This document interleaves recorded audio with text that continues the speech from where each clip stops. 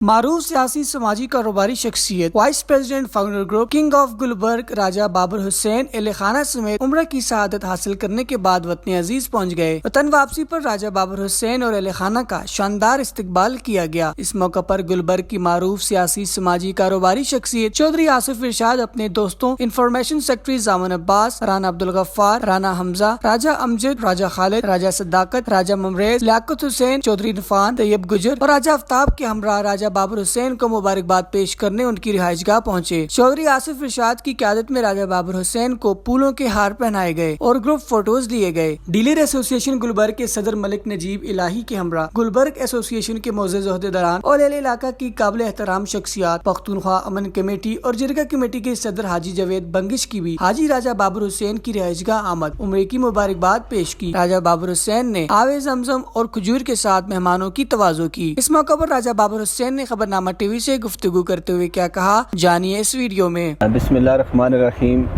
سب سے پہلے رائش صاحب آپ کا بہت شکریہ، رانا صاحب آپ کا، حمزہ بھائی آپ کا، رائش صاحب آپ کا، شفقت صاحب آپ کا اور اپنا تو آصف ارشاد صاحب آپ کا بہت شکریہ۔ آپ لوگ یہاں پر تشریف لائے، آپ کی بہت مہربانی۔ اور دوست جو پہلے آئے ان کا بھی بہت شکریہ، جو بعد میں آ رہے ہیں ان کا بھی بہت شکریہ، جن دوستوں نے نیک خواہشات کا اظہار کیا ان کا بھی بہت شکریہ۔ رائش صاحب خالق کائنات کا کروڑوں احسان ہوا رب العالمین کا کہ اس نے اپنے گھر کا اور پیارے نبی پاک صلی اللہ علیہ وسلم کے روضہ اقدس کی زیارت کروائی۔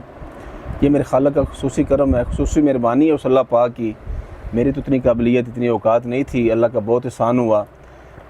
میرا ایک ہی چھوٹا سا میسیج ہے بس سب کے دوستوں کے لیے، بھائیوں کے لیے، کہ نیت انما الاعمال بالنیات، نیت اچھی ہو تو مسبب الاسباب بہت خالق کریم بہت رحمان ہے، کرم کرنے والا ہے۔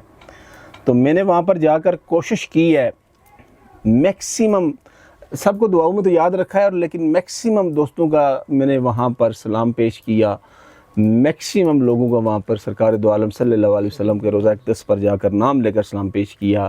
کچھ کی تصویر ویڈیو بنی، کچھ کی نہیں بنی، لیکن نام میں نے سب کا آلموسٹ تقریباً لیا۔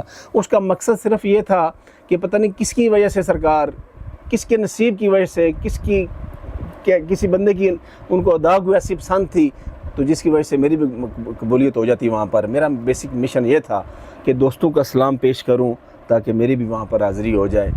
تو اللہ تعالیٰ ہم سب کو نیک اعمال کرنے کی توفیق عطا فرمائے۔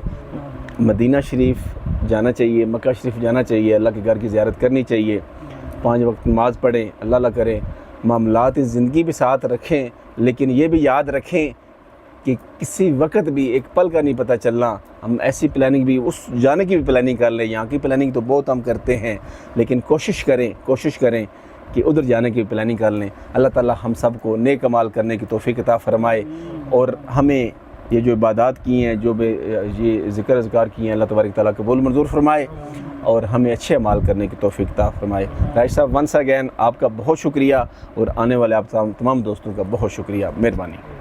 بسم اللہ الرحمن الرحیم، اللہم صلی علی سیدنا وسلم تسلیما، اشہد ان لا الہ الا اللہ واشہد ان محمدا عبدہ ورسولہ۔ یا پاک پروردگار، یا رب کعبہ تو کریم تو رحمان، یا میرے خالق تو کریم ہے رحمان ہے، یا میرے اللہ ہم سب جتنے یہاں پر بیٹھے ہیں آپ کو آپ کی ودنیت کا وسیلہ ہمارے حال پر خصوصی کرم مہربانی فضل فرما۔